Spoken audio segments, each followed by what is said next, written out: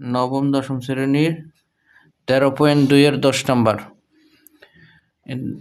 ধারাটির সাধারণ অনুপাত ধরলাম আর দেওয়া আছে প্রথম পদ এ সমান 5 এবং চতুর্থ পদ দেওয়া আছে, তাহলে আমরা লিখি এবং চতুর্থ পদ।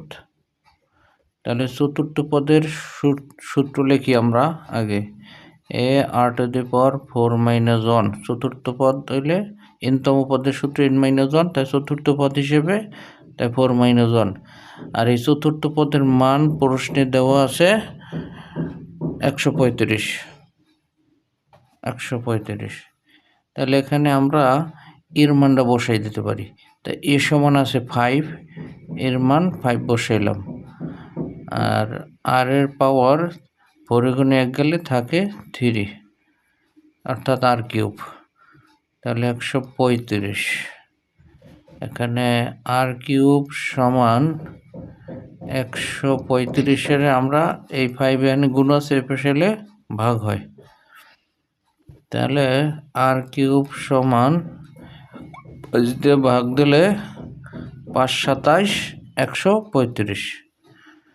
তাহলে r³ সমান এ পাশে কিউব আছে, এই পাশে এমন একটা সংখ্যায় কিউব দিতে হবে যাতে 27 হয়।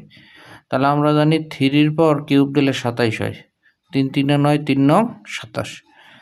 তাহলে এখন এই পাওয়ার 3 এই পাওয়ার 3 বাদ, সূত্র অনুযায়ী এটা বাদ দিয়ে r সমান 3 লিখতে পারি আমরা। তাহলে r সমান 3, এটা হলো r এর মান। এখন এখানে আমাদের বের করতে বলছে দ্বিতীয় পদ হইলে x এবং তৃতীয় পদ আছে y, x এবং y এর মান বের করতে বলছে। তাহলে সেই হিসেবে আমরা এখন লিখতে পারি দ্বিতীয়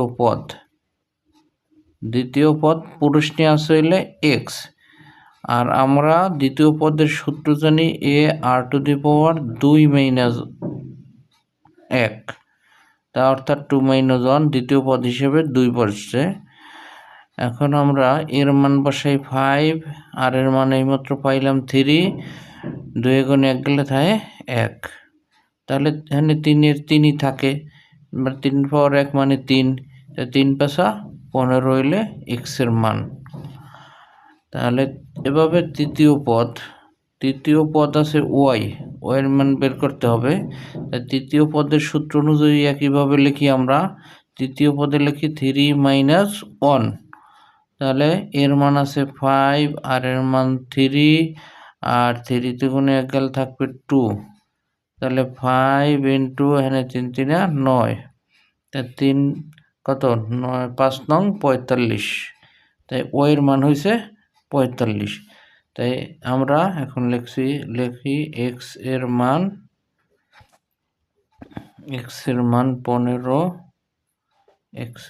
15 এবং y এর মান 45।